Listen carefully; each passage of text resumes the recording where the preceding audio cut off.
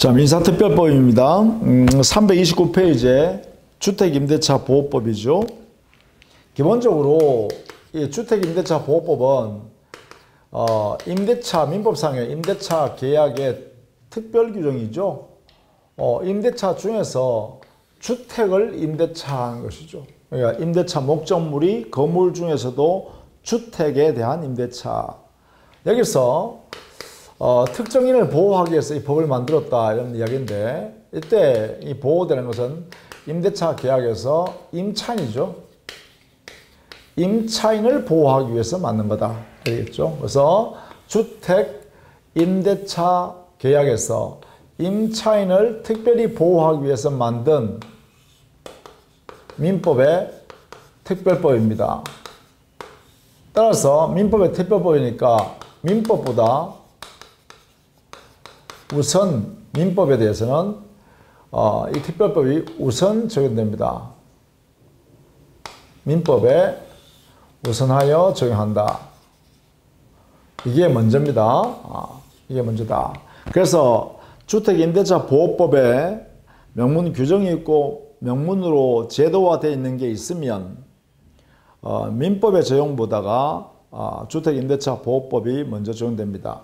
이걸 줄여가지고 보통 주임법 이렇게 표현하기도 합니다. 주임법. 자, 주거용 주택이죠. 이 주택이란 말은 주거용 건물을 말하잖아요. 주거용 건물. 주거 목적으로 사용하고 있는 건물. 언제? 임대차 계약 당시에.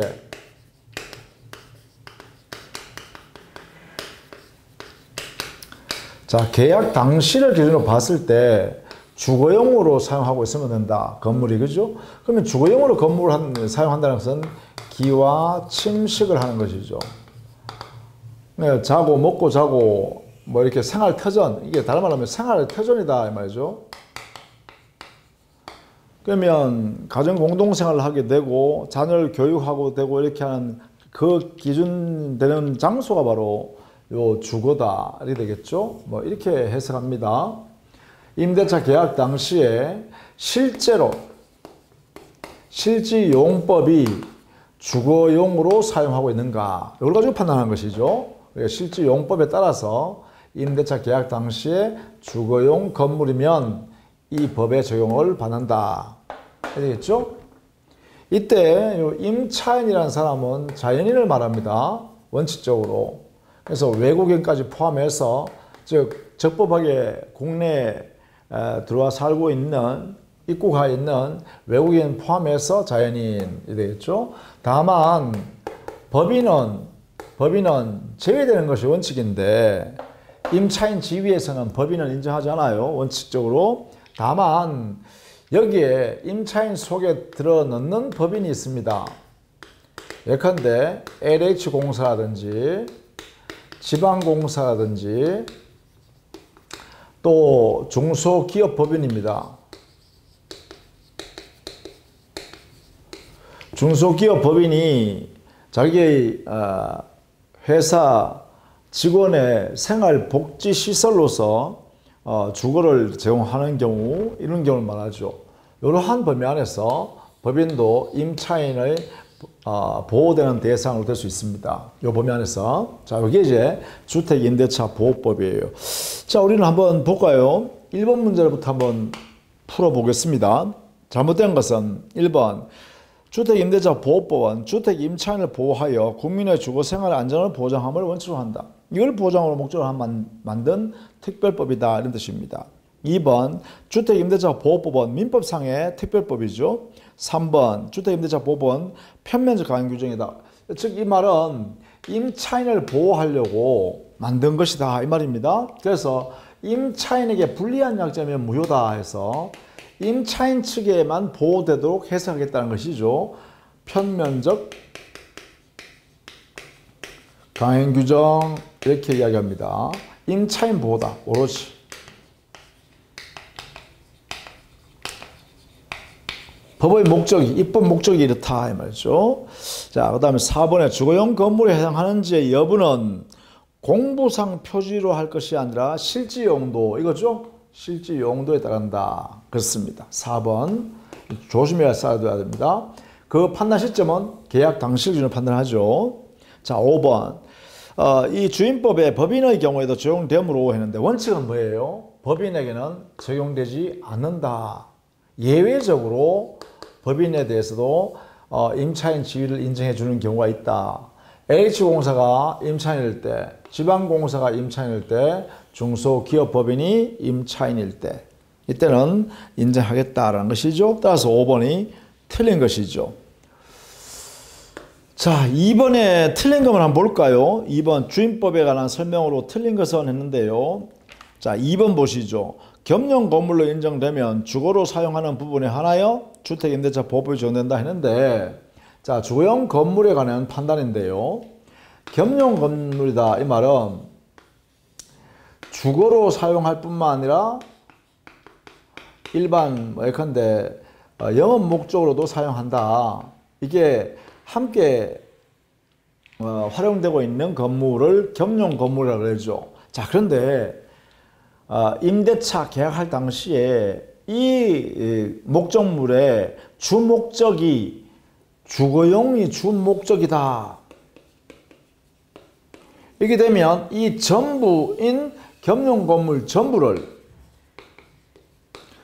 주임법에 적용을 받는다. 이렇게 알아두셔야 돼요. 전부가 주임법에 적용을 받습니다. 이렇게.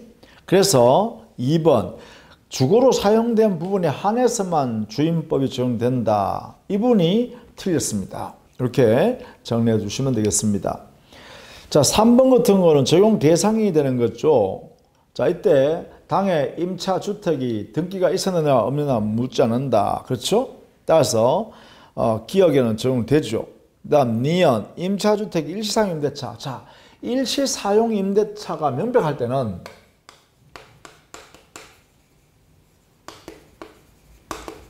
이게 명백할 때는 여기에는 이 법의 적용이 없습니다.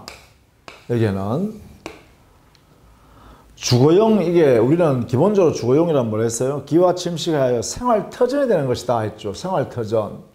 그런데 일시사용 임대차는 생활터전이 되는 게 아니라 잠시 머물렀다 떠나는 것이잖아요. 그러니까 이게는 이 주택임대차 보호법에 적용될 성질이 못 된다 이 말이죠. 자, 그래서 그게 니은 이것은 적용되지 않습니다.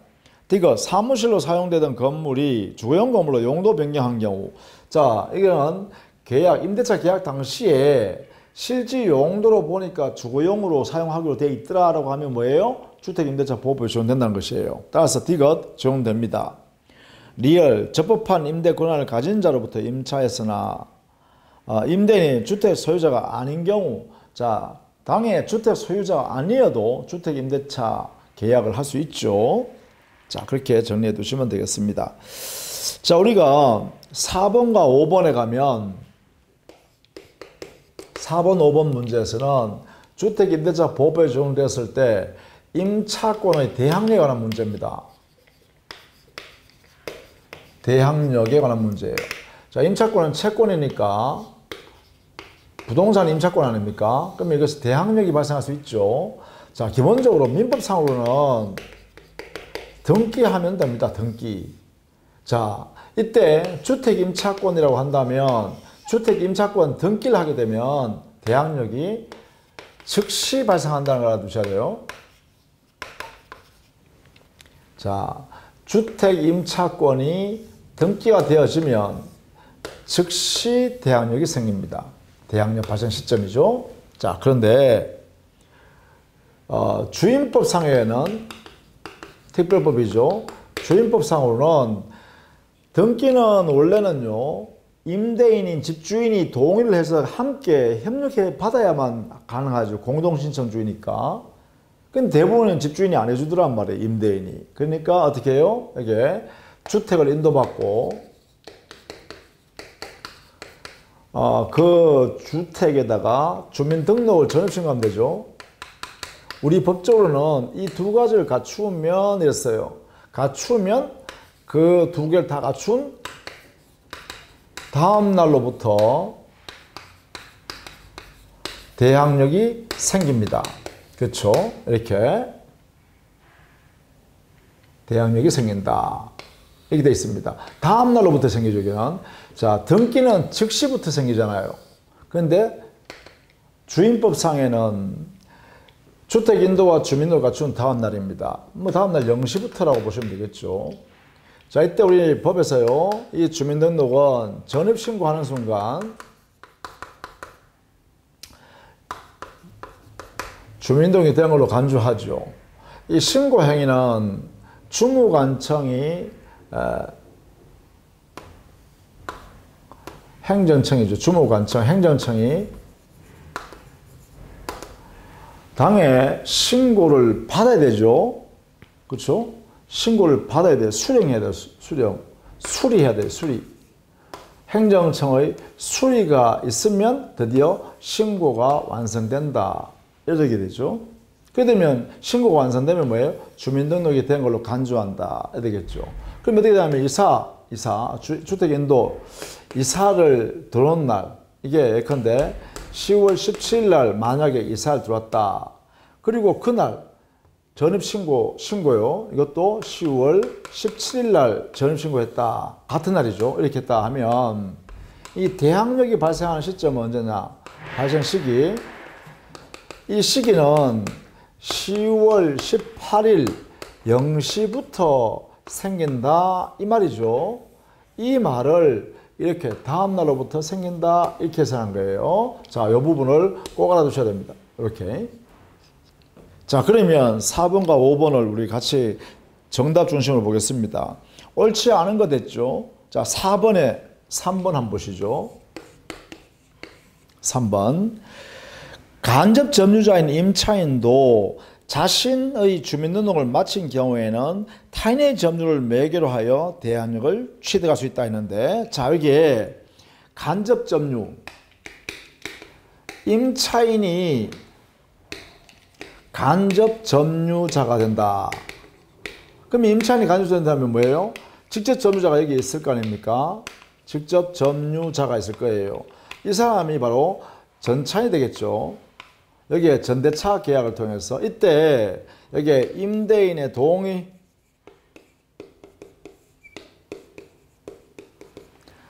있고 임차인이 이렇게 전차인에게 물건을 건네주면 이 사람이 직접 점유자 되겠죠. 그럼 이때 임차인이 바로 간접 점유자가 되는 거죠. 자, 이때 임차인의 임차권 대항력, 이게 대항력이 문제죠. 전차권의 대항력이 아니라 임차인의 임차권의 대항력을 말하는 거예요. 자, 이 임차인의 대항력이 발생하기 위한 요건은 뭘까? 이것은요, 임차인이 간접 점유자가 이사 들어오고 전입신고를 하고 주민등록을 갖춘 때 이게 아니에요. 바로 여기에 전차인이 전입신고하여 이 전차인이, 직접 점유자인 전차인이 전입신고가 돼야 돼요. 이 사람이 주택을 인도받고 전입신고. 이렇게 갖추면 그때 임차인의 대항력, 이게 발생한다는 거예요. 생긴다. 이렇게 된다는 거죠. 여기 조심해야 되죠. 이렇게요. 이게 3번 질문입니다. 따라서 3번이 틀렸죠. 이 임차인 자신의 주민등록을 요구하는 게 아니라 직접 점유자인 전차인이 이사 들어오고 전차인이 전입신고를 갖추었을 때, 주민을 갖추었을 때, 그 다음에 임차권의 대항력이 생긴다. 간접 점유자. 다만 이때는 동의받은 경우에 됩니다. 그래야 되겠죠. 자, 3번 지문 꼭 알아둬야겠죠. 나머지는 여러분이 그대로 봐두시면 좋겠습니다. 우리 시험에 나왔던 지문들이고 판례예요. 그러니까 그대로 읽어봐 두시면 됩니다. 어렵진 않습니다. 자, 그 다음에 5번 지문 볼게요. 주택 임차권의 대항력이라는 다음 설명 중 옳지 않은 것은 했습니다. 1번, 임차인이 대항력의 유지를 위해서는 주택의 점유와 주민등록을 계속 존속해야 한다. 이 말은 이 대항력은 요건 있죠. 이 두 개의 요건은 어떤 의미냐? 이 두 개의 요건은 대항력이 발생하기 위한 요건이면서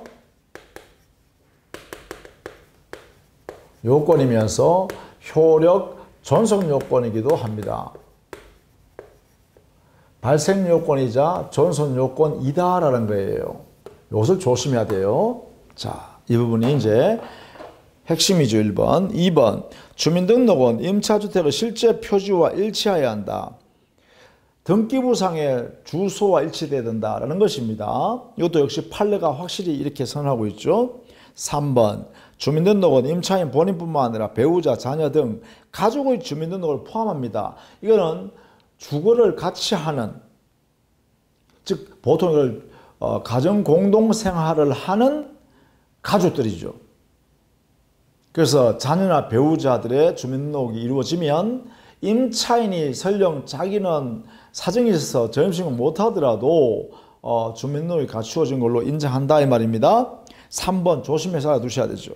4번 임차권에 대한 등기가 있는 경우 그 이 길로부터가 아니라 임차권의 등기는 즉시 발생한다. 즉시 등기가 이루어지는 즉시 발생합니다. 그래서 틀렸죠. 4번 그래서 틀렸습니다. 5번 대항력이 있는 경우 임대차 관계는 동일성 유지하면서 양수인에게 포괄적으로 인정된다. 그렇습니다. 대항력이 생겼다는 말은 당해 임대인이 임대해 준 그 주택의 소유권을 제3자한테 양도했다 하면 그 주택의 소유자가 양수인으로 바뀌죠. 이때 양수인에 대하여도 그 임대차 계약이 그대로 존속합니다. 이때 이 양수인은, 즉 임차주택의 양수인은 임대인 지위를 승계한 것으로 우리 주택임대차보호법에서 간주해버립니다. 이건 꼭 알아두셔야 되죠. 요 내용을 꼭 알아두셔야 돼요. 임차주택의 양수인은 신소유자죠. 신소유자. 이 사람은 임대인 지위를 승계한 것으로 본다 해서 간주해버립니다. 이렇게 지위를 승계한 걸로 간주합니다. 승계. 지위 승계. 우리 주임법상에 이렇게 확정이 났습니다. 그러면 대항력 갖춘 임차인은 임대차가 종료가 되면 나중에 그러면 여기에 있는 이 임차주택의 소유권을 양수한 그 신소유자한테 보증금 반환을 청구하고 보증금을 돌려받아서 나간다 이 말입니다. 따라서 여기 양수인이 보증금 지급할, 즉 보증금을 반환할 의무를 진다 이런 이야기죠. 이것을 의미한다. 이렇게 정리해 두시면 되겠습니다. 자, 그 다음에 7번에요. 법정갱신제도가 있죠. 주택임대차보호법상의 법정갱신은 임대차 기간 만료 전 6월부터 1월 사이에 임대인이 보증금을 증액하겠다는 요구도 없고 또 나가달라고 요구도 없다. 그리고 임차인, 주택 임차인의 경우는 기간 만료 전 1개월 전까지, 임대인한테 나 이사 나가겠습니다 라는 말 없이 그냥 임대인도 임차인도 그냥 지나갔다라고 하면 종전의 임대차가 그대로 존속하는 것으로 보고 간주해요. 그리고 그 임대 존속 기간은 2년으로 간주합니다. 2년으로. 이게 이제 법정갱신제도죠. 따라서 옳지 않은 것은 했죠. 거기에 보시면 2번 조심해야 되죠. 임차인 7번에요. 임차인이 2기 이상의 차임 면체가 있거나 임차인이 현저한 의무를 위반한 경우에는 법정갱신제도가 인정되지 않습니다. 이렇게요. 3번 전 임대차와 동일한 조건으로 임대차를 한 것으로 간주해버리고요. 4번 존속기간 정함이 없는 것으로 된다가 아니라 4번 존속기간은 법정갱신이 됐을 때입니다. 법정갱신이 됐다라고 하면 그 존속기간은 2년으로 간주합니다. 이렇게요. 그래서 4번이 틀렸죠. 그래서 2년으로 간주하는데 이 법정갱신이 됐을 때는 임차인은 언제든지 해지 통지를 하면 돼요. 해지 통지권이 있어요.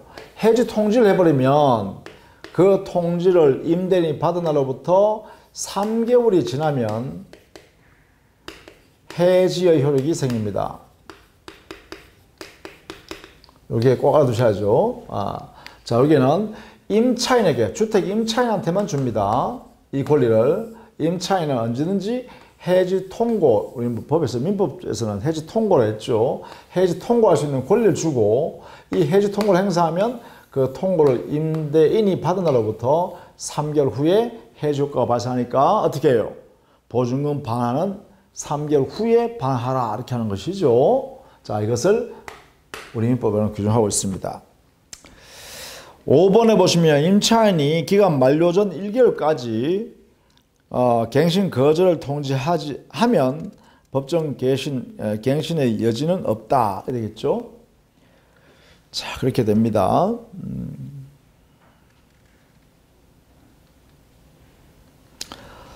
뭐 나머지는 한번 좀 보시고요. 10번 한번 볼까요? 10번.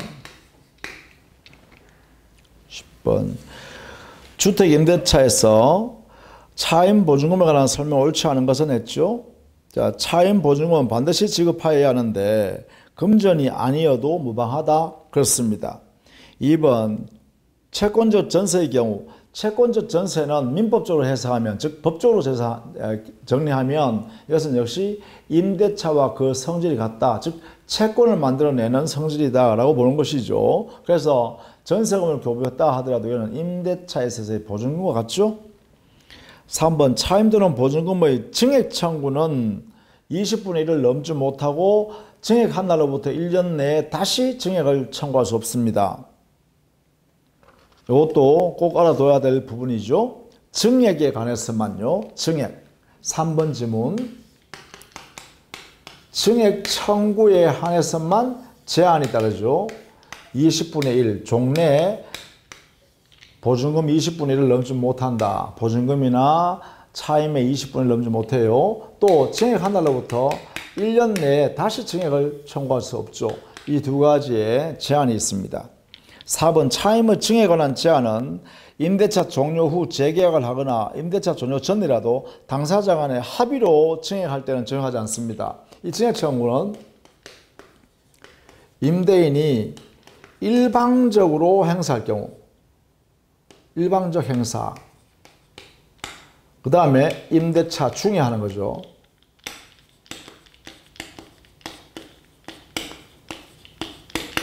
이럴 때 이제 이 증액 청구 제한이 따른다는 것입니다.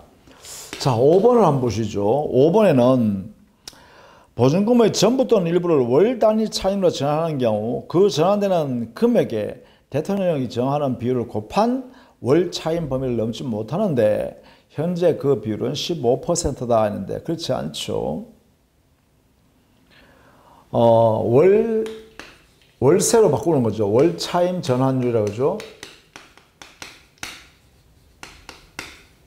여기는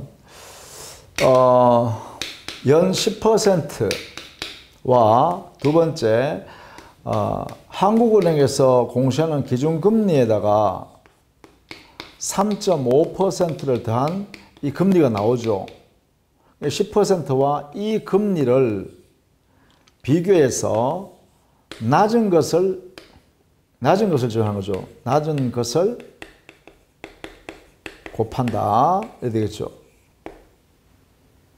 예를 들면 보증금 1억에 있다가 만약에 보증금 5천만 원으로 하고 나머지 5천만 원은 연 이율로 바꾸려고 한다 하면 여기에다가 여기 나온 거 있죠. 나온 거 요걸 여기에 넣어서 곱한다. 이걸 연 단위로 이 금액을 넘지 못한다 하는 것이죠. 자, 연 10%와 기준금리 더하기 3.5%에 나온 이 퍼센테이지와 두 개 비교해서 낮은 것을 곱한 금액을 넘지 못한다. 이렇게 하죠.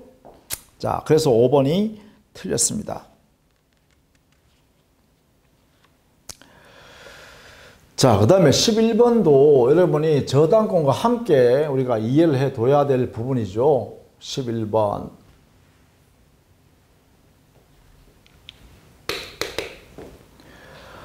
근저당 설정된 A주택을 갑이 임차하여 대항력과 확정일자를 구비한 후 2번 저당으로 설정되었다 했죠. 자, 주택이 있는데요. 여기에 1번 근저당이 설정되어 있고 그 다음에 여기에 대항력 갖춘 그리고 확정일자를 갖춘 임대차를 갖추고 그 다음에 2번 저당권자가 들어왔다 말이죠. 이런 상태잖아요. 그렇죠? 순서가. 그 다음에 2번 저당권자가 저당권 실행했어요. 얘가 경매했다 이 말이죠. 실행했다. 그러면 이때요. 우리 법적으로 해석하면 이렇습니다. 당의 목적 부동산이 경매가 되면 경매 실행이 되면 그 위에 있는 모든 담보물건을 이렇게 소멸합니다. 소멸. 이걸 우리는 소재주의라고 해요. 당의 부동산, 경매 대상인 부동산에 있는 모든 담보물건은 소멸한다. 이걸 소재주의라고 합니다. 그러면 당연히요, 이게 1번 저당권, 근저당, 이게 이제 소재된, 모두 제거된 담보물건 중에 최선순위 저당권과 임차권의 순위를 비교합니다. 항상 이렇게.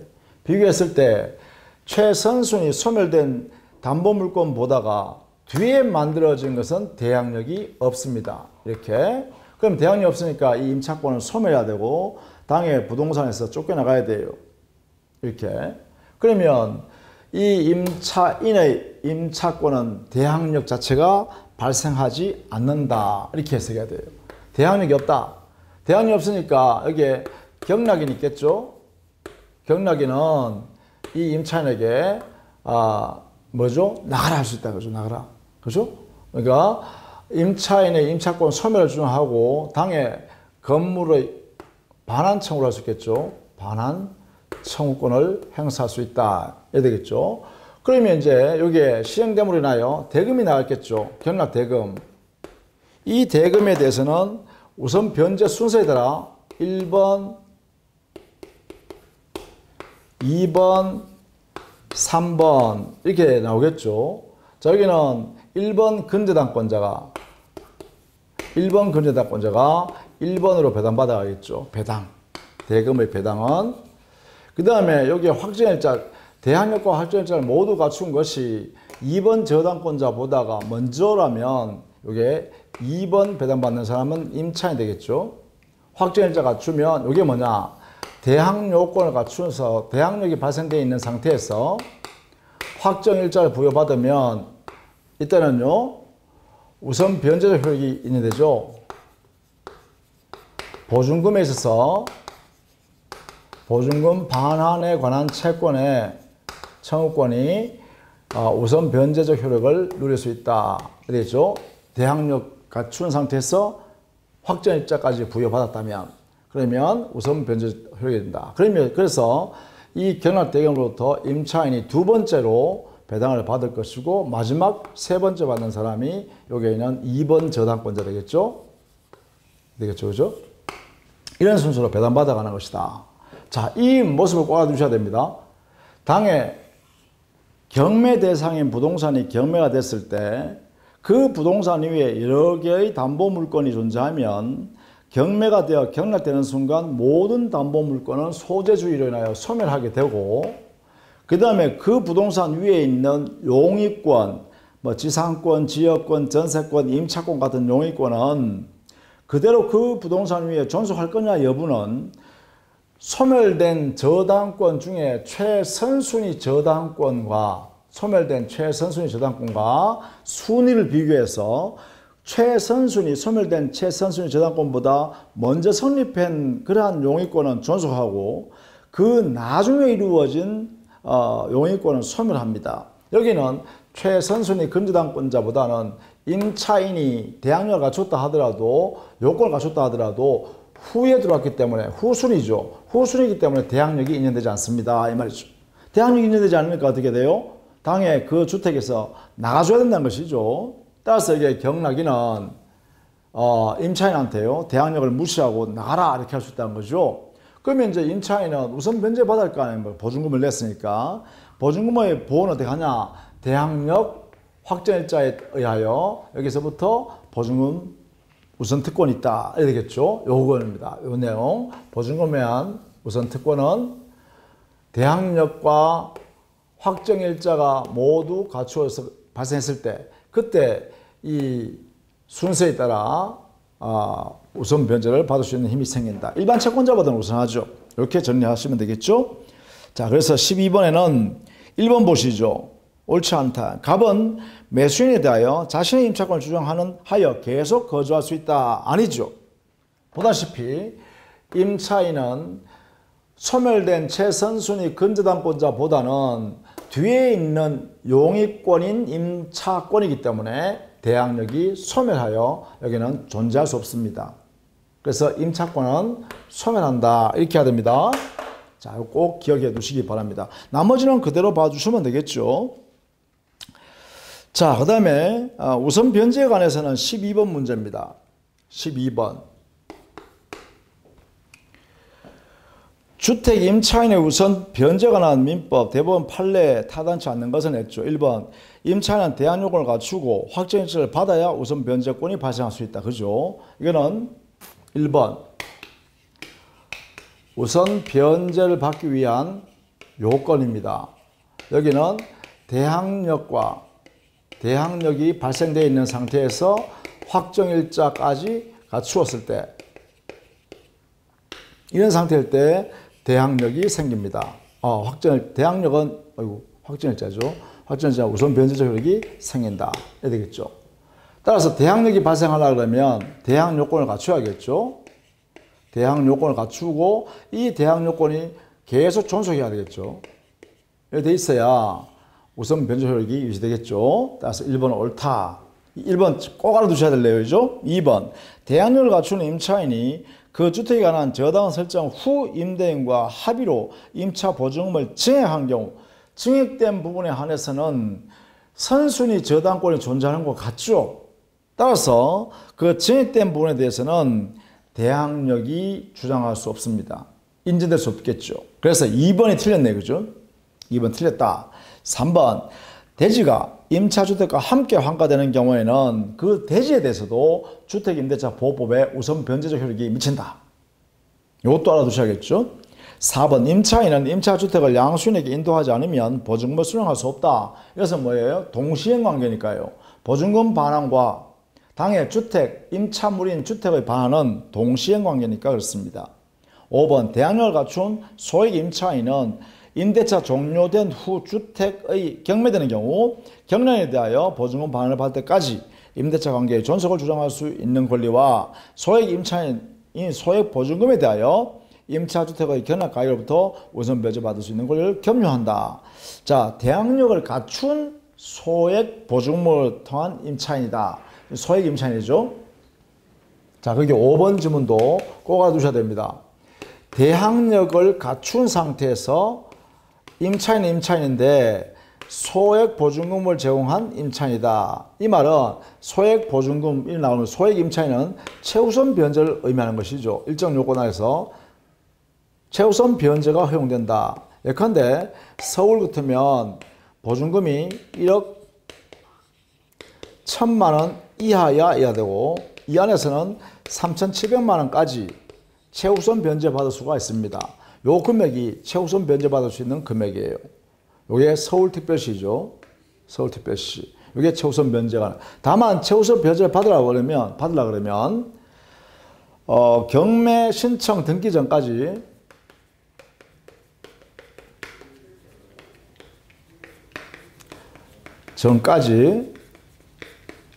대항 요건을 갖춰야 합니다.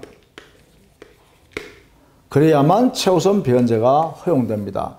다만 그때 서울에서는 보증금액이 1억 1,000을 넘으면 안 되죠. 보증금은 1억 1,000 이하여야 합니다.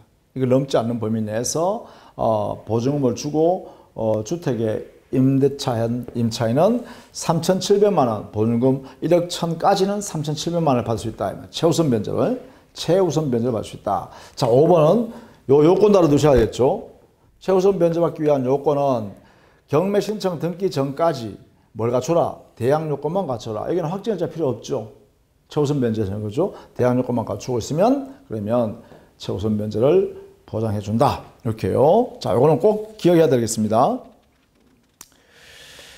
자, 그 다음에 14번에요. 임대보증금 회수에 관한 했죠. 임대보증금 회수에는 대항력과 우선 면제적 효력에 의해서 가능한데요. 보증금의 우선 변제효는 이것은 대항력이 발생되어 있는 상태에서 확정일자까지 갖추어야 우선 변제가 가능합니다. 순서에 따라. 자, 타당치 않은 것은 1번. 보시죠. 1번이 틀렸네요. 확정일자를 받은 임대차 계약서에 아파트 명칭과 그 전유 부분의 동호수 등 그 일부 기재가 누락된다 하더라도 이 확정일자는 유효하게 적법하게 취득한 확정일자잖아요. 그러니까 이 확정일자 자체는 유효하죠. 이 확정일자는 진정으로 작성된 주택임대차 계약서에다가 확정일자를 부여할 수 있는 기관으로부터 확정일자를 부여받으면 그것은 언제나 이 확정일자는 유효하죠. 유효하다. 이렇게 되겠죠. 그래서 1번이 확정일자 요건을 갖추었기 때문에 유효하다고 해야 됩니다. 1번이 틀렸습니다. 나머지 밑에 있는 것은 그대로 좀 봐두시고 익혀주셔야겠습니다. 거기에 2번 특히 조심해야 되죠. 대항력 취득 후 확정일자를 부여받은 경우에는 확정일자 기준으로, 그렇죠. 확정일자 후 대항력을 취득한 경우는 대항력이 발생해야 우선 변제 효력이 함께 발생하는 것이죠. 따라서 대항 요건을 갖춘 다음 날부터 우선 변제 효력을 취득하게 되겠죠. 자, 그 2번 지문을 잘 봐두셔야겠습니다. 나머지는 뭐 그대로 봐두시면 되겠습니다. 자, 그 다음에 16번에 주택임대차에 관한 설명을 옳은 것을 했죠. 1번.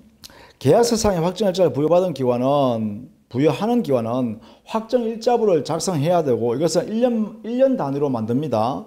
그리고 이거는 20년 이상 보존해야 되죠. 20년 이상. 20년까지는 최소한 보존해야 됩니다. 2번. 주택 임차권은 상속 이내에 상속될 수 없다. 아니죠. 1번은 맞는 말이고 2번 틀렸죠. 주택 임차권도 채권이란 권리이기 때문에 당연히 상속이 가능합니다. 3번. 주택 임대차가 묵시적으로 갱신된 경우 법정 갱신이죠. 이때 임차인은 전 임대차가 종료한 날로부터 3개월 이내에 하나여. 이게 아니라 법정 갱신이 된 경우에는 주택 임차인은 임의적으로 언제든지 해지 통지하고 3개월 후에 보증금 반환받을 수 있죠. 그러나 임대인은 해지 통고를 할 수가 없습니다. 오로지 법정 갱신됐을 때는 주택 임차인에 대해서만 이러한 해지 통고권을 부여해주고 있고 그 통고인 통지가 임대인에게 도달한 날로부터 3개월이 지나야 임대차 관계가 종료된다. 이렇게 되겠죠. 따라서 3번은 틀렸죠. 4번은 임대차 기간이 끝난 경우 임차인이 보증금을 반환받지 못하였더라도 임대차 관계가 종료된다. 그렇지 않습니다.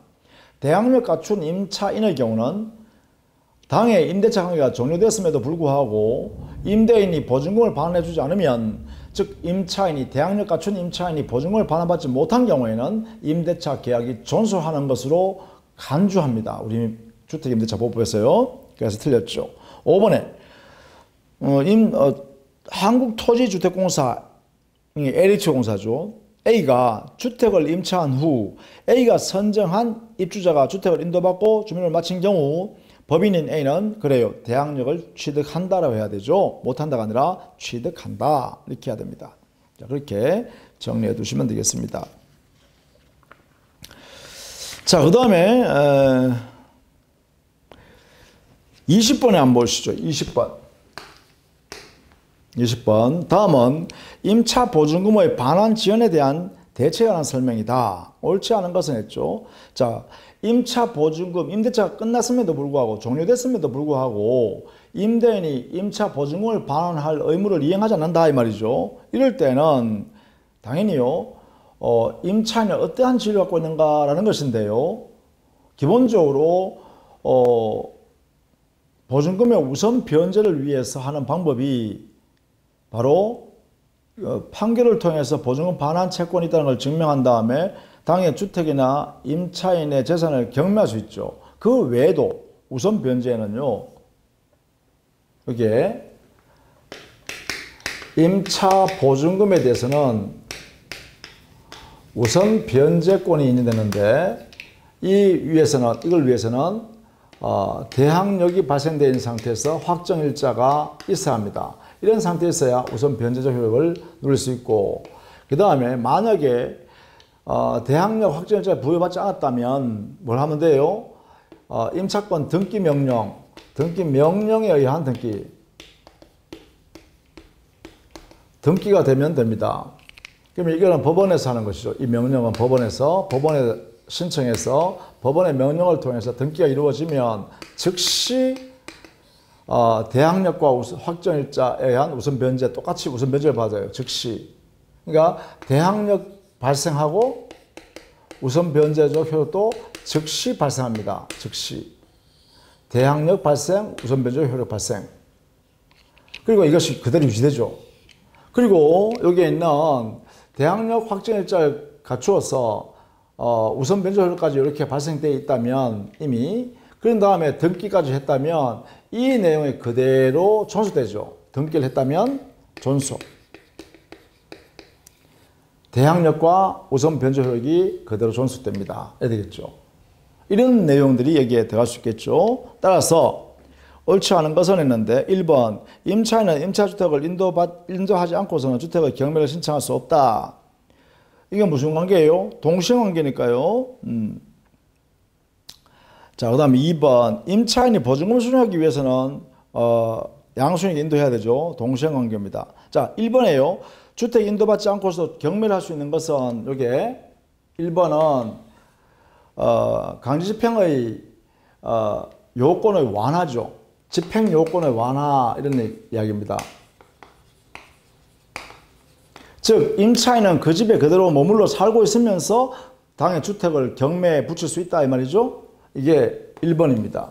그 다음 2번에는 동시행관계이기 때문에 그렇죠. 동시이행관계에 있으므로 당연히 주택을 건네주면서 보증금을 받아야겠죠.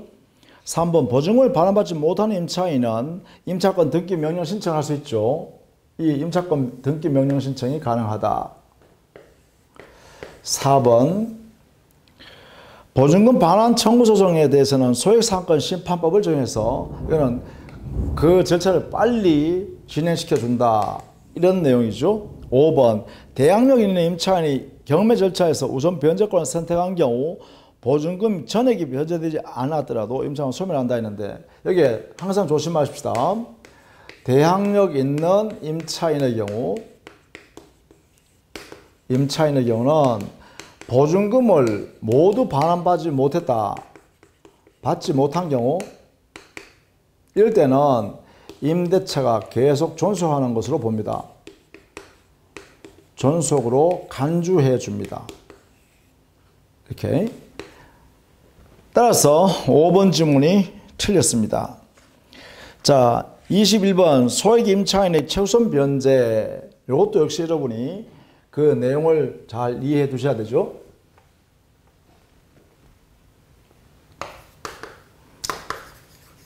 최우선 변제. 일단 소액 임차인이어야 합니다. 소액 임차인에 대해서만 최우선 변제를 인정하죠. 최우선 변제. 누구보다도 우선 변제받을 수 있는 권리를 인정한다. 저당권이 이미 설정되어 있다 하더라도 이 최우선 변제는 먼저 받아갈 수 있도록 해주겠다는 것이죠. 자, 이때 서울특별시 같은 경우에는 보증금액이 1억 현재 1,000만 원입니다. 요 범위를 넘으면 안 됩니다. 이게 소액 임차인이라 해석한다.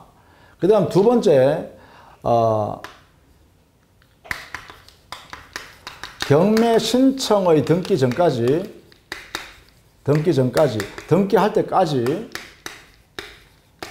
대항 요건을 갖춰야 됩니다. 이 대항 요건을 갖추고 있어야 돼요. 요 등기할 때까지는.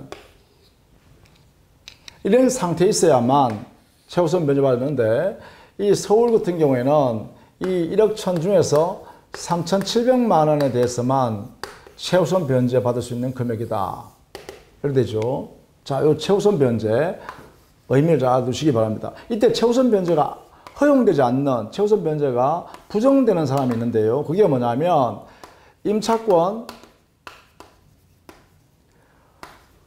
등기 명령 제도에서 명령에 의한 등기가 이루어진 후 전입한 소액 임차인.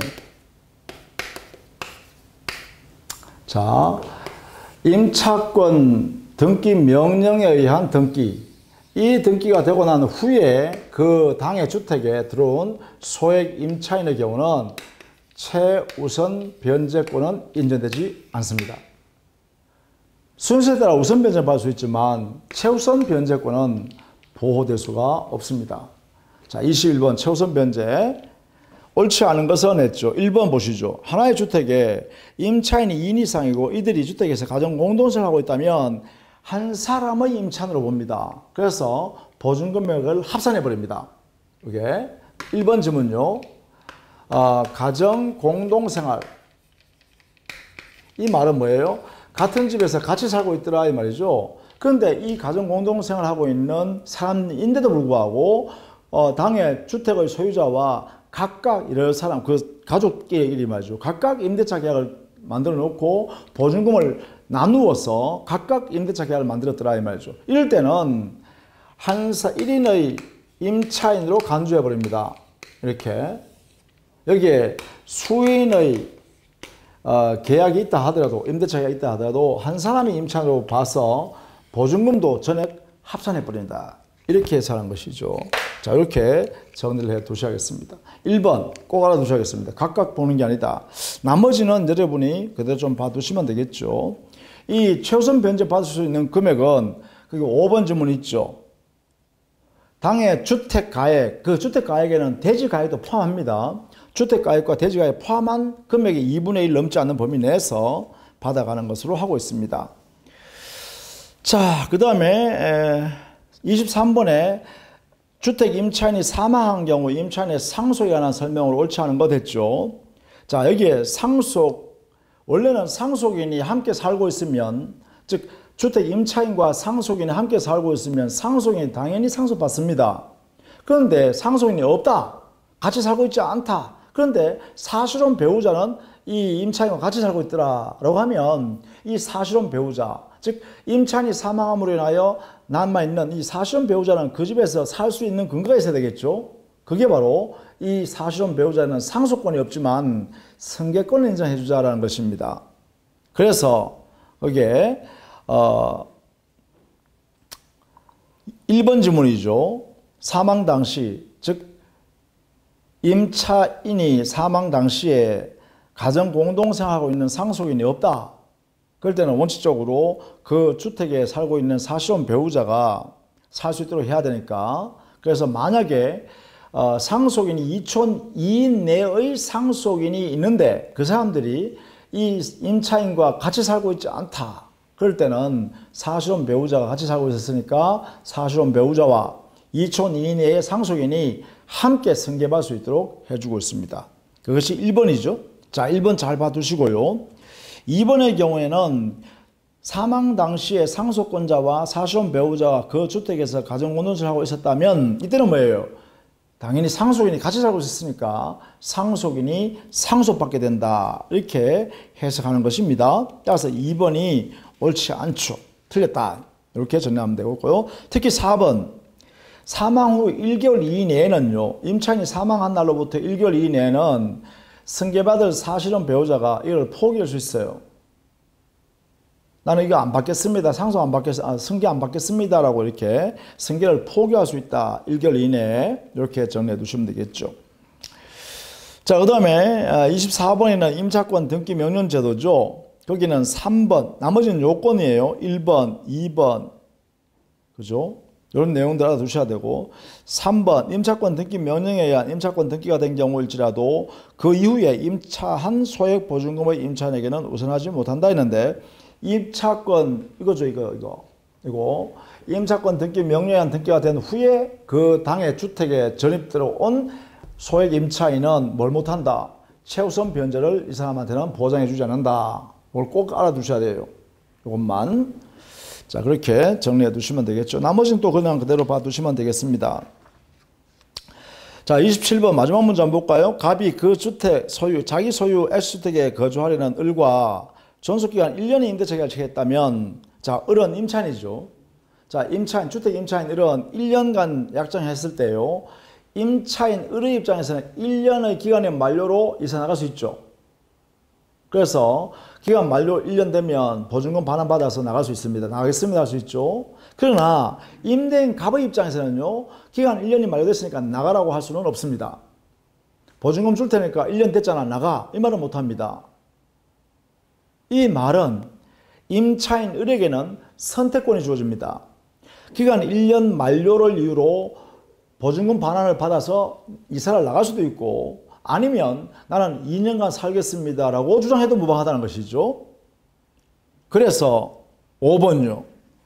X주택의 경매로 인한 환가 대금에서 을이 보증금을 우선 면제받기 위하여는 X주택을 양수인에게 인도할 필요가 없다 했는데 동시행관계잖아요. 보증금 반환받는 거와 당의 주택을 건네주는 것은 동시행관계니까 따라서 5번 틀렸죠.